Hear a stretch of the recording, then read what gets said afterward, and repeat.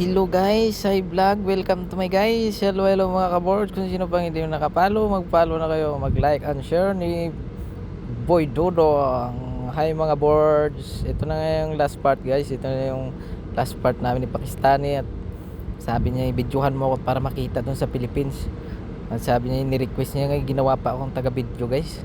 Sabi ko, sige, okay lang sa akin. Sabi niya, tuturuan na kita. Ngayon papasabugin na natin yan, papaandarin na natin kung okay yung ginawa nating laruan na ilalagay sa kwarto para pag natulog sila umaapoy doon sa kwarto. Kaya pinapaandar niya guys. Ayan na, sinubukan niya yung laruan niya guys. Ayan na. Ayan na, hinigpitan niya muna. Ang kulit naman ng taga-video nito, paikot-ikot. Huwag ka nang mag-video Dorong, paganto. Grabe ka naman Dorong.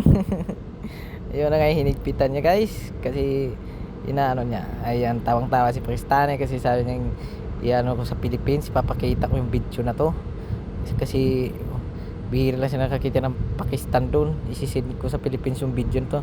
Ayun na nga guys, unang subok ay sinaksak niya sa 580 voltage daw to guys. Ayan na guys, ayan na, pumutok, hindi naman pala. Ayun na nga guys, si baliktad yung pagana guys, ay nahihirapan, sabi niyang baliktad daw. Hindi gumagana yung laruan niya, yung compressor hindi daw nagana. Ayun, tinisting niya uli.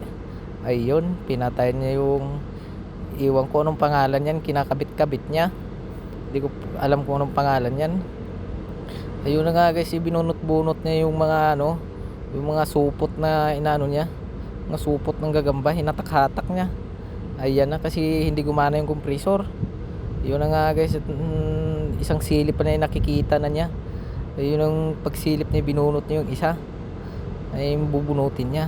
Ayun, at sinaksak niya uli. Yun nga, isang silip lang ay gumana na. Ayun na yung laking pasalamat niya. Sinik niya na yung laruan niya, kung may singaw wala. Ayun ay gumana niya, pwede niya yung papasabugin sa kwarto ng mga tao.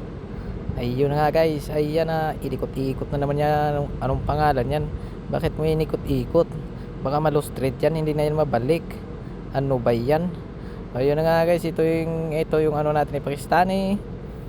First time namin ito nagsama dito lang sa workshop ding maintenance ng campus dito sa na-assign kasi kami dito sa Saiba guys. Kaya nakita ko siya kanina, kaya nakikigulo na lang ako sa kanya kanina. Yun na nga guys, at binunot-bunot na yung mga ano, supot ng gagamba.